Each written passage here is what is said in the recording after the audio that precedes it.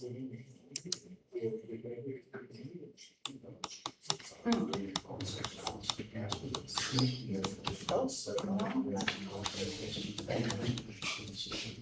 right, it's 3 o'clock.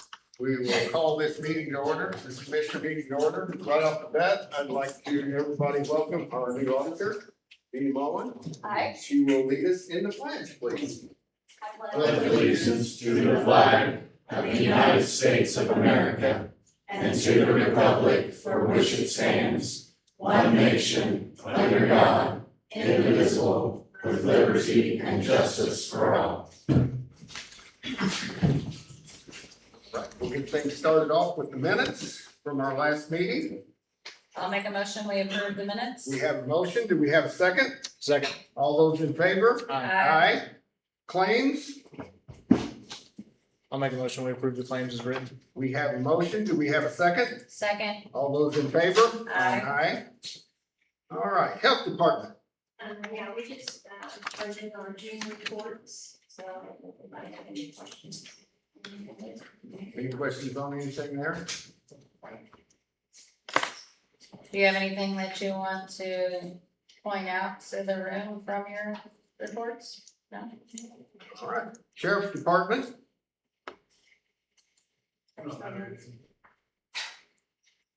You're good? We're good. Okay. Highway Department, I don't see anybody here on that. They're all putting pavement down. James Stout. Yes, I'm needing to get permission. I've entered into an agreement with the state of Indiana to be evaluated for pediatric assessments. And one of the part of that is there's a possibility we could be getting grant money from that. And I'm just wanting permission to go ahead and file it for any grants that we may need in order to get the equipments in here that they want to give us. I know we discussed this. I'll ask for a motion. So you're asking to get permission for this grant, This project, this project?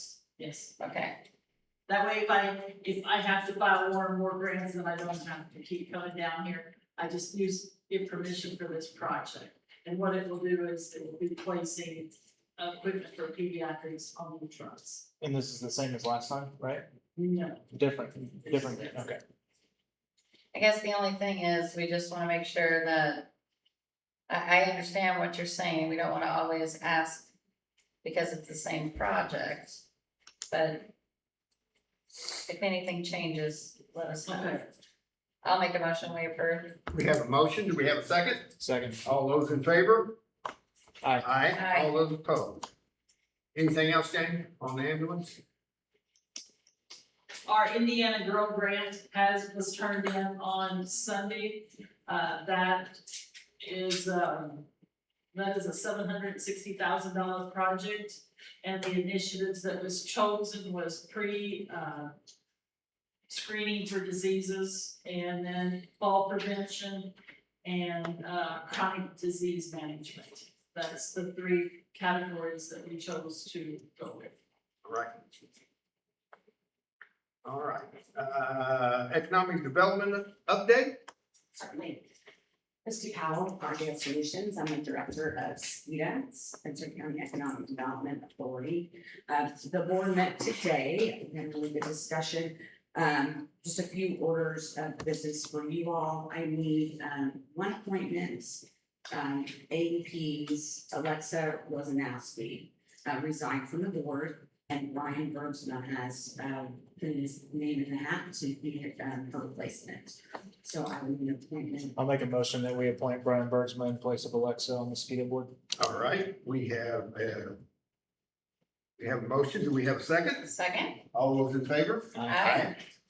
And then, Thank you, Brian. yes, thank you, Brian. Congratulations, Brian. We're actually very excited to have you on the board. It's going to be great.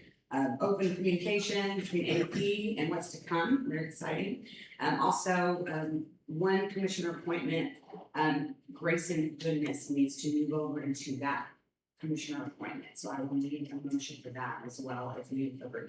I'll make a motion that we appoint Grayson Goodness as a commissioner appointment under business and industry. All right, we have a motion. Do we have a second? Second, All those in favor? Aye. All those opposed? thank you, Grayson. He's Yes. been One- helpful, to our board for a while, so I know he's not in the room, but just so everyone knows, we wanna thank him as well. Appreciate his service as well.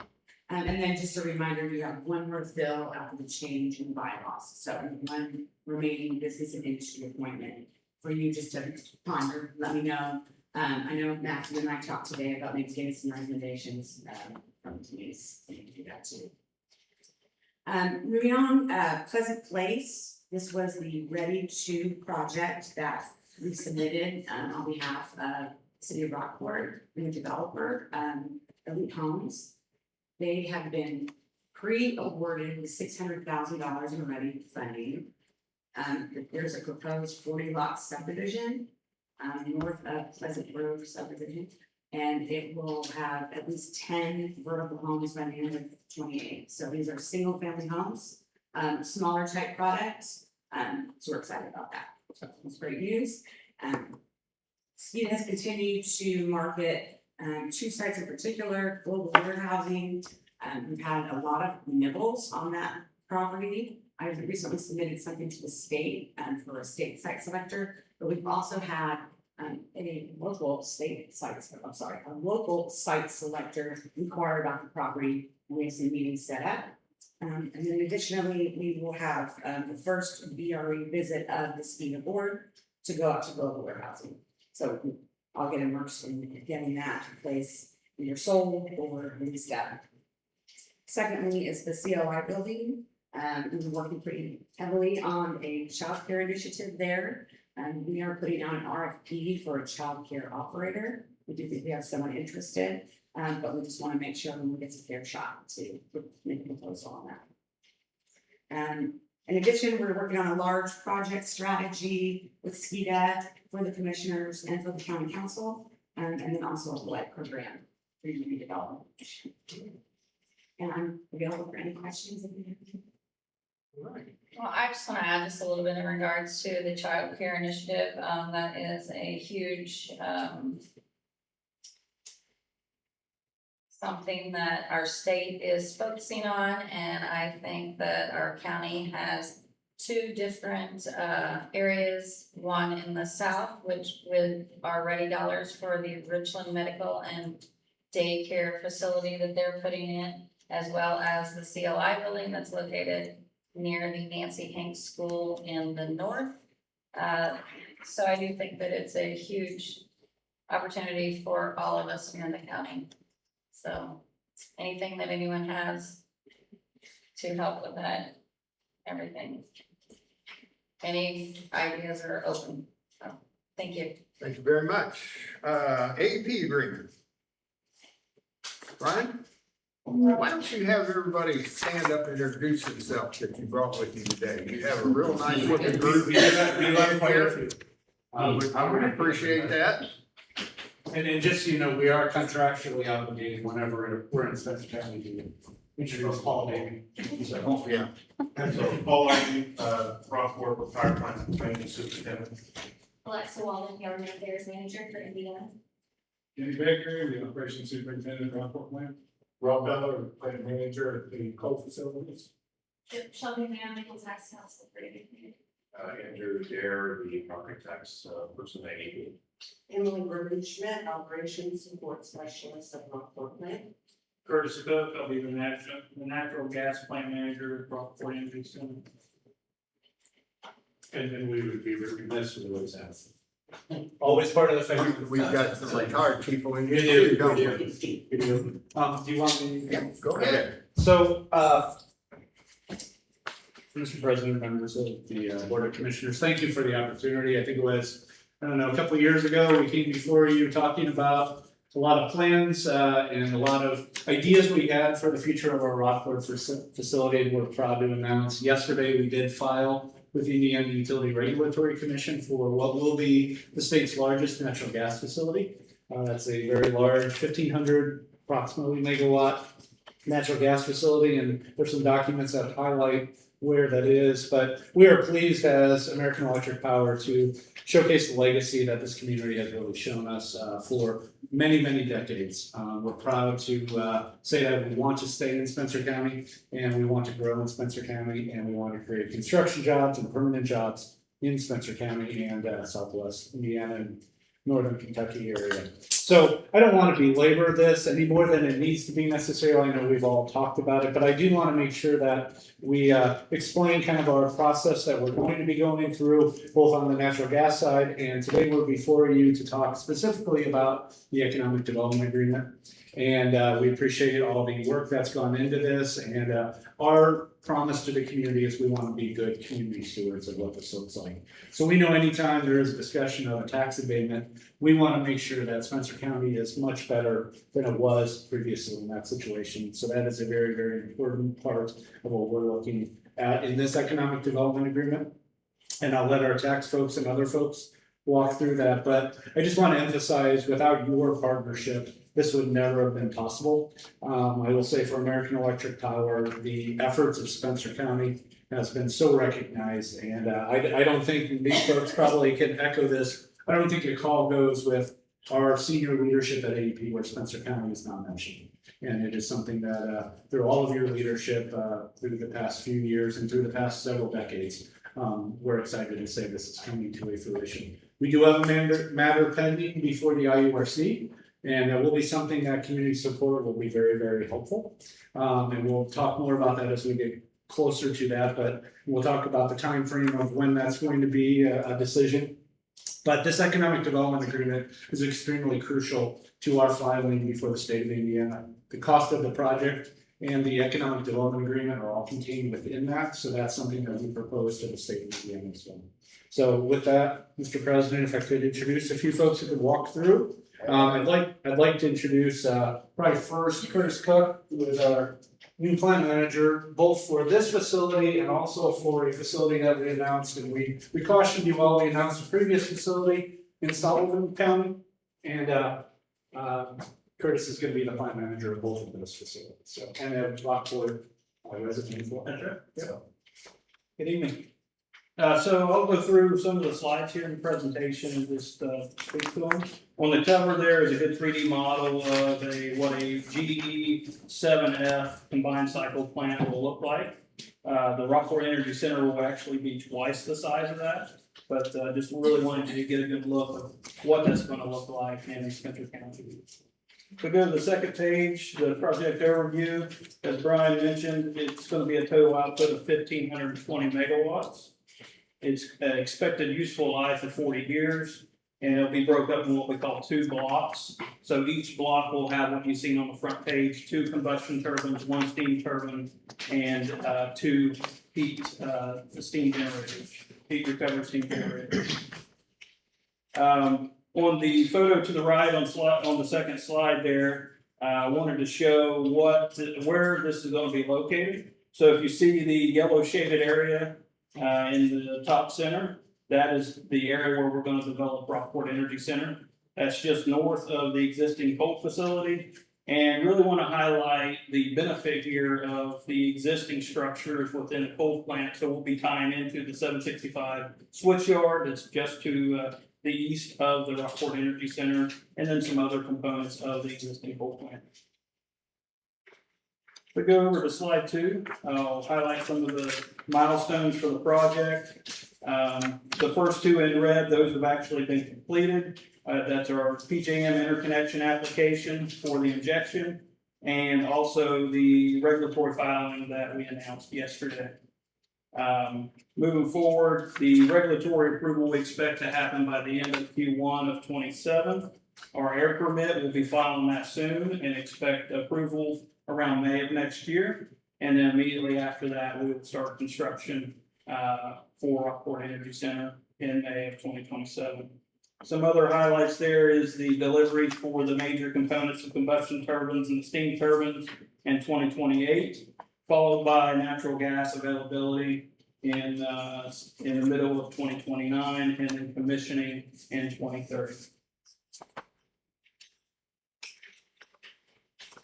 And then I'll just jump in really quickly. So to the right on that same, there's a gray area. So we have two other obligations, thanks to you all, on the passage of the ordinance several years ago on the siting pre-approval, and then the subsequent state legislation that mirrors that. We will be filing with the Spencer County Plan Commission, more details on our construction schedule, our economic plans, our safety. It's all spelled out in the ordinance and the state law. We'll be doing that around the beginning of August, and then we will, pursuant to that statute and ordinance, we will be coming before the Plan Commission, providing an update verbally and in a presentation form similar to this, probably in the September timeframe. That will be our request, and we are more than happy to come back and give the same presentation to the Board of Commissioners and the council if they would like as well. So we will circle back with you, but that's what the gray box is on that area.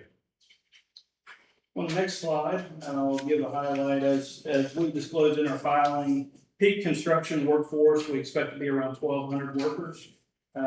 Ramping will begin somewhere around Q4 2027, and that'll be our typical craft. So pipe fitters, electricians, carpenters, boilermakers, all the trades to construct the Rockport Energy Center. As far as permanent jobs, we expect it to be between 30 and 40 permanent jobs at the gas facility. And we plan to repurpose our existing employees, leverage that talent and skill, and keep them employed in the community here at Rockport at the gas plant.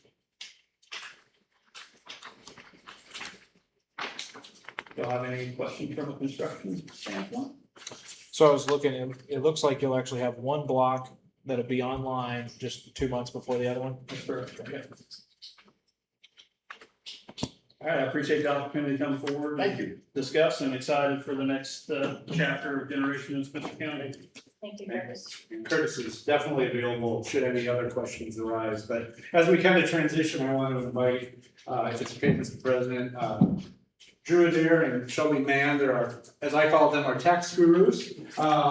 They can walk through a little bit about what is actually contained within the economic development agreement and any tax questions you may have. I will say, as we talk through this, we actively still see this economic development agreement and this investment as the first step in what we really see as a larger economic project in the area. We appreciate all of your support and everything going into that. So I'll let these folks walk through kind of the economic development agreement at a level.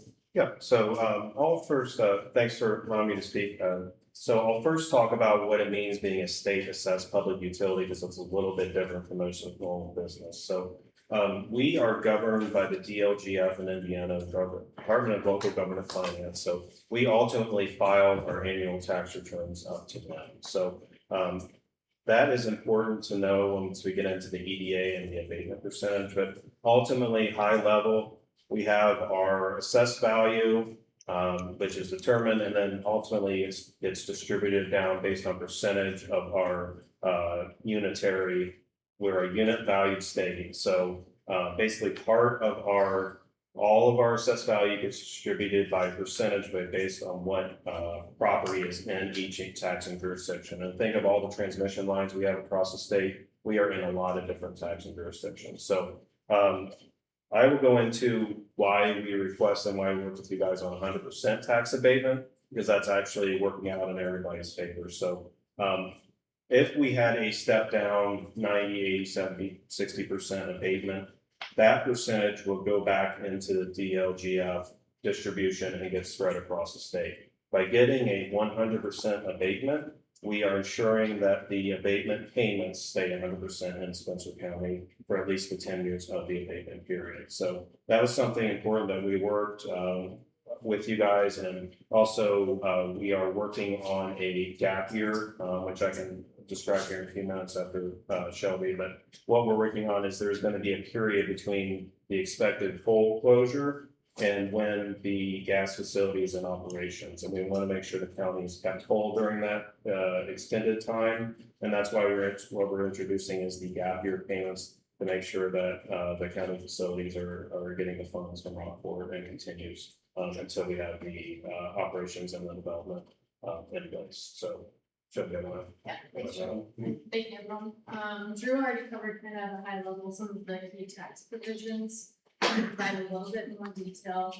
As you said, the agreement supports a 10-year, 100% property tax abatement. It's gonna be granted through Indiana's economic revitalization, area statutes, and it applies to both real property and utility distributable property reflecting the state benefits. And again, Drew mentioned the EDPs, so the company agrees to make substantial negotiated economic development payments to the county. The total EDP obligation is the greater of 144 million, or 4% of the project construction costs, if the total project cost exceeds $4 billion. The escalator clause, this is if the final project construction cost exceeds $4 billion, the total EDP again is gonna be 4% of the final project construction costs, and that's a defined term in the agreement.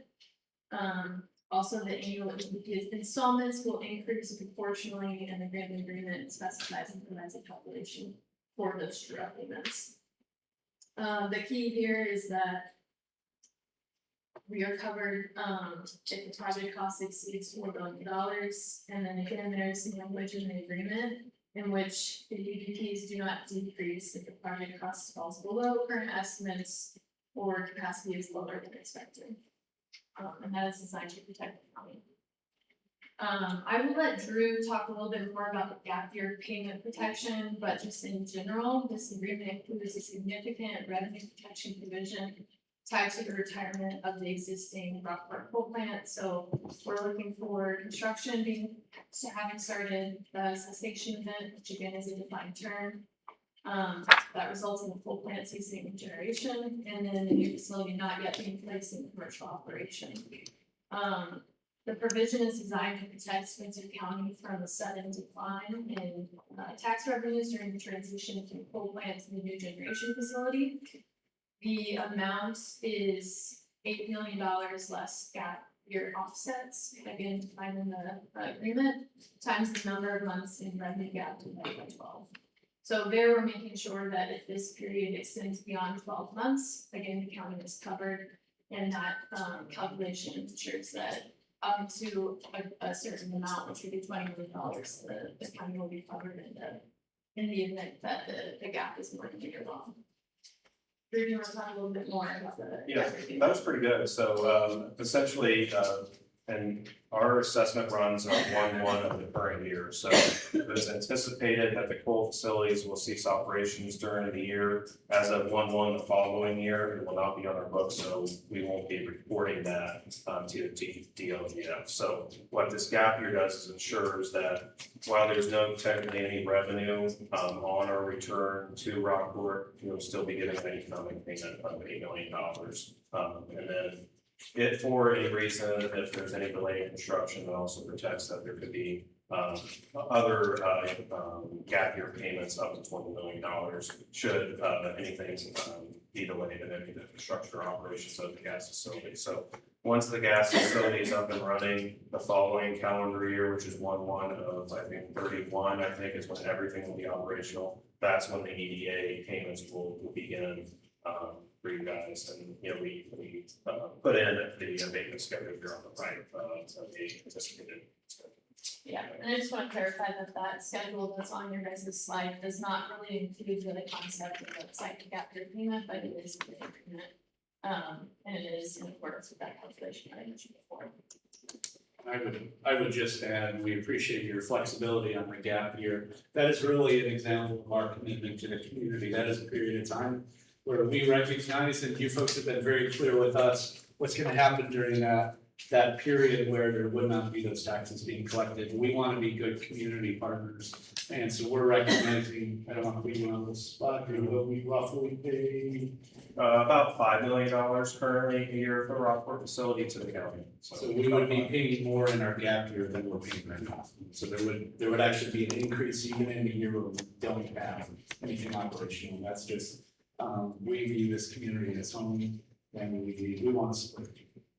And due to current state statutes, we're governed by a 30% floor rule, so the assets will not depreciate below 30%. So what you're seeing in the economic development payment, it will probably increase a little bit, but in perpetual, you're looking at probably $70 to $20 million annually, perpetually for the facility going into Spencer County. And we welcome any questions. Appreciate the time. Thank you.